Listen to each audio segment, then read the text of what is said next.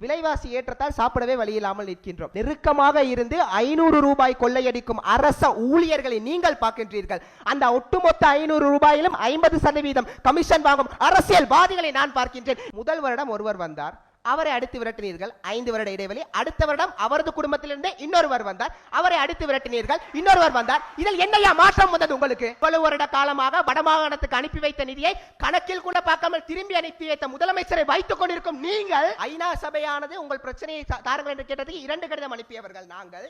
சர்வதேச விசாரணை முடிந்துவிட்டது என்று பரவலாக அறிவித்த அரசியல்வாதி வைத்திருப்பவர்கள் நாங்கள். இறுதியாகத்தான் வந்தார் விநாயக் மகாதேவ் என்பதை போல சமூக வலைத்தளங்களில் புதிதாக ஒருவன் முளைத்திருக்கிறான் பாருங்கள். நம்ம எம்பிக்கேல சிங்கள இன்னைக்குவா என்று கேட்கிறார். அதாவது நீங்கள் பாராளுமன்ற உறுப்பினர் என்ற பதவியை எதற்கு பயன்படுத்துகிறீர்கள் என்றால் போலீசாரிடம் மாட்டாமல் தப்பித்துக் கொள்வதற்காக பயன்படுத்திக் கொண்டிருக்கிறீர்கள். இதுதான் இன்றைய அரசியல்வாதிகளின் நிலைமை. அர்ஜுனா அம்பை வாங்கி வந்தால் பிரச்சனை இல்லை, வம்பை எல்லாம் எங்களுக்கு வாங்கி கொண்டிருக்கிறார். நந்தவனத்தில் ஓராண்டி அவன் 4 மாதமாய் குயவனை வேண்டி கொண்டு வந்தான் ஒரு தோண்டி, அதை கூத்தாடி கூத்தாடி போட்டுடை தாண்டி. இன்னும் எத்தனை தோண்டிகளை போட்டுடைத்தாலும் இவர்கள் திருந்த மாட்டார்கள். முதலாவதாக ஒரு விடயம் நானும் பார்க்கிறேன். வந்ததிலிருந்து இவர்களுக்கும் அரசியல்வாதிகளுக்கும் என்ன தொடர்போ தெரியவில்லை. கரை வேட்டிகளுக்கு கொடி பிடித்துக் கொண்டே இருக்கிறார்கள். வந்ததிலிருந்து இவர்களை போன்ற ஆட்களினால் தான் கரை வேட்டிகள் இன்று வரை கரை பிடிந்தவர்களாகவே இருந்து கொண்டிருக்கின்றார்கள். அழகாக வருவோம். முதலாவதாக இன்று சில விடயங்களை நாங்கள் புரிந்து கொள்ள வேண்டும். கொழும்பு தமிழன் தானே, உனக்கு என்ன பிரச்சனை என்று கேட்பீர்கள். விலைவாசி ஏற்றத்தால் சாப்பிடவே வழியில்லாமல் நிற்கின்றோம். இதற்கெல்லாம் யாரு காரணம் என்று இலகுவாக சிந்தித்தால் தெரிகிறது. ஒழுங்காக பொருளாதார கொள்கைகளை நாட்டுக்குள் கொண்டு வரத அரசியல்வாதிகள் உரத்தடியை விதிக்கின்றார்கள். அவர்கள் இஷ்டத்துக்கு கொள்கைகளை மாற்றுகிறார்கள். யாரை கேட்டதெல்லாம் செய்கிறார்கள் என்று எனக்கு என்றால் தெரியவில்லை. அப்பொழுதுதான் எனக்கு ஒரு பதில் கிடைத்தது. அரசியல்வாதிக்கு இருக்கும் அளவு கடந்த அதிகாரம் தான் அவர்களை இதை செய்ய வைக்கின்றது. முதலாவதாக பாருங்கள், இன்று அழகாக இவர்களுடைய கோணத்திற்கு வரும். மக்களின் அன்றாட இடர்களும் அதனுடன் நெருக்கமாக இருக்கும் அரசு ஊழியர்களும் என்றார்கள்.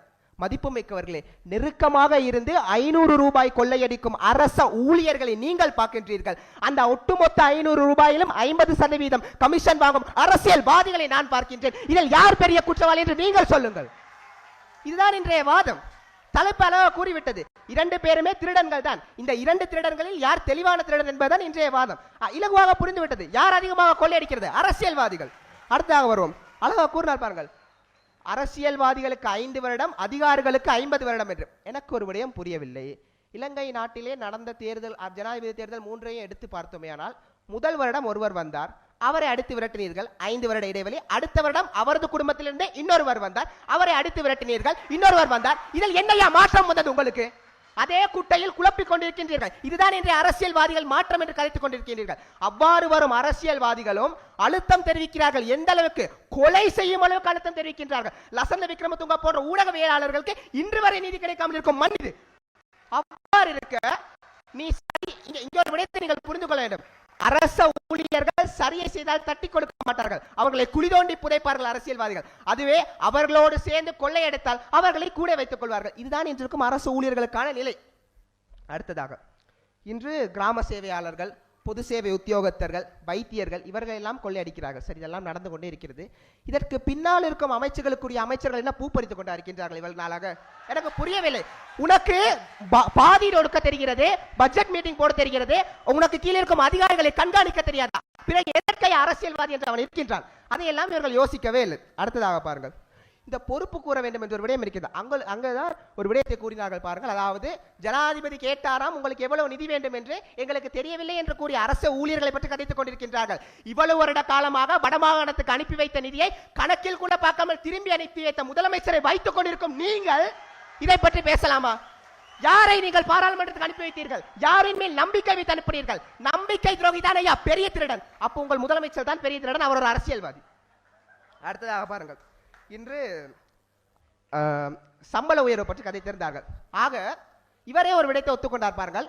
ஆசிரியர்கள் போன்ற அரச ஊழியர்களே அன்றாடினர்களை எதிர்நோக்கி கொண்டிருக்கின்றார்கள். அரச ஊழியர்களுக்கும் அன்றாடினர்களை கொடுத்து, உங்களை என்னை போன்ற அப்பாவி மக்களுக்கும் அன்றாடினர்களை கொடுத்து வாழ்ந்து கொண்டிருப்பவன் யார்? அரசியல்வாதிகள். இதுதான் இன்றைய வாதம். அடுத்தது, மலையக மக்கள் பற்றி கேட்டிருந்தோம். என்ன கேட்டோம்? இவ்வளவு காலம் ஏன் பிரச்சனையை தீர்க்கவில்லை என்று கேட்டோம். அழகா கேட்கிறோம், நீங்கள் ஏன் இன்னும் தேயிலை பிடுங்கிக் கொண்டிருக்கிறீர்கள் என்று. அழகா நன்றா இருக்கிறது. இது இவ்வளவு காலமாக தேயிலையை பொறுத்து நாட்டின் பொருளாதாரத்தின் முதுகெலும்பாக இவர்களை வைத்துக் கொண்டு இவர்களை பாவித்த பிறகு தூக்கி எறிவதற்காக பயன்படுத்திக் கொண்டிருக்கிறார்கள். இவர்களுக்கும் அரசியல்வாதிகளுக்கும் என்ன வித்தியாசம்? இதுதான் என்னுடைய கேள்வி. அடுத்தது இன்று என்னவென்றால், நாங்கள் 3 கேள்விகளை கேட்டிருந்தோம். அதாவது முதலாவதாக, இனப்படுகொலைக்கு காரணம் அரசியல்வாதிகள் தான் என்பது இந்த ஊரறிந்த உண்மை புதிதாக பிறந்த குழந்தைக்கு கூட தெரிஞ்சிருக்கும். கேட்டு பாருங்கள் வேணுமென்றால். ஆனால் இதற்கு இனப்படுகொலையால் நீங்கள் இன்னும் அன்றாடிடர்களை எதிர்நோக்கி கொண்டுதான் இருக்கின்றீர்கள். இந்த அன்றாடிடர்களுக்கு ஊழியர்கள் எவ்வாறு பொறுப்பு கூற முடியும் என்று கேட்டோம், பதில் இல்லை. இரண்டாவதாக, மேச்சத்தரை பிரச்சனைக்கு காரணம் அது உரிமை சார் பிரச்சனை. இதை வைத்து அரசியல் செய்பவர்கள் அரசியல்வாதிகள், அவர்களுக்கு நாட்டில் சமத்துவம் நிலவக்கூடாது என்று கேட்டிருந்தோம். இதனை கூறியவர் முன்னாள் துணைவேந்தர் ஜெயசிங்கம் என்று கூறினோம். அதற்கு உங்களுடைய கருத்து என்று கேட்டோம், அதற்கும் பதில் இல்லை. சரி, 2 கேள்விக்கு பதில் இல்லை. இப்போது கேட்க போகும் கேள்விக்கும் பதில் இல்லை. அதையும் கேட்டுவிட்டு சென்று விடுகிறேன். ஹியூமன் ரைட்ஸ் வாட்ச் எனும் நிறுவனத்திலிருந்து துணை ஆசிய ஆலோசகர் கூறுகிறார் பாருங்கள், மீனாட்சி கங்குலி என்பவர். அதாவது இந்த மேச்சல் தரை பிரச்சனை இருக்கிறது தானே, இந்த மேச்சல் தரை பிரச்சனையிலே அரசியல்வாதிகள் இவ்வாறு செய்து கொண்டிருக்காங்க என்று கூறுகிறார். உள்நாட்டிலே பாதுகாப்பு பொறிமுறைகளை வைத்திருக்கிறார்களே இவர்கள் எதற்கதை வைத்திருக்கிறார்கள் தெரியுமா என்று கேட்டு கூறுகிறார் பாருங்கள். அப்பாவி மக்களை பயமுறுத்துவதற்கும் சிறுபான்மை இனத்தின் மீது குற்றச்சாட்டுகளை சுமத்துவதற்காக மாத்திரம்தான் வைத்திருக்கிறார்கள் என்று ஹியூமன் ரைட்ஸ் வாட்சின் துணை ஆசிய ஆலோசகர் கூறிவிட்டார்.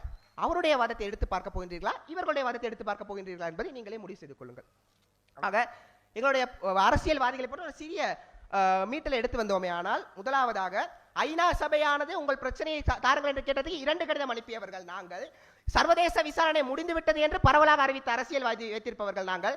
இறுதியாகத்தான் வந்தார் விநாயக் மகாதேவ் என்பதை போல சமூக வலைத்தளங்களில் புதிதாக ஒருவன் முளைத்திருக்கிறான் பாருங்கள். அழகாக கூறுகிறார்கள். அதாவது நம்ம எம்பிக்கேல சிங்கள கியூவா என்று கேட்கிறார். அதாவது நீங்கள் பாராளுமன்ற உறுப்பினர் என்ற பதவியை எதற்கு பயன்படுத்துகிறீர்கள் என்றால் போலீசாரிடம் மாட்டாமல் தப்பித்துக் கொள்வதற்காக பயன்படுத்திக் கொண்டிருக்கிறீர்கள். இதுதான் இன்றைய அரசியல்வாதிகளின் நிலைமை. இதைத்தான் நான் கூறிக்கொண்டிருக்கின்றேன். ஆக இப்ப ஒரு விடயத்தை நீங்கள் புரிந்து கொள்ள வேண்டும். அர்ஜுனா அம்பை வாங்கி வந்தால் பிரச்சனை இல்லை, வம்பை எல்லாம் எங்களுக்கு வாங்கி கொண்டிருக்கிறார். ஆக செய்ய வழி இல்லை. ஒட்டுமொத்தமாக முடிவை சொல்லுவோமே. ஆனால் முதலாம் வாதி தலைப்பில் என்று பேசவில்லை, இரண்டாம் வாதி போடியத்தில் என்று பேசவில்லை. இவர்கள் 3 பேரும் சம்பந்தமாக எதுவுமே பேசவில்லை. எங்களுடைய வாதம் தெளிவாக இருக்கிறது. ஈழமணி திருநாட்டில் தமிழ் மக்கள் இல்லை, எல்லா மக்களும் எதிர்நோக்கும் அன்றாட இடர்களுக்கு ஒட்டுமொத்தமான காரணம் அரசியல்வாதிகளும் அரசு ஊழியர்களும். இதில் பெரிதும் காரணம் அரசியல்வாதிகளே. நன்றி, வணக்கம்.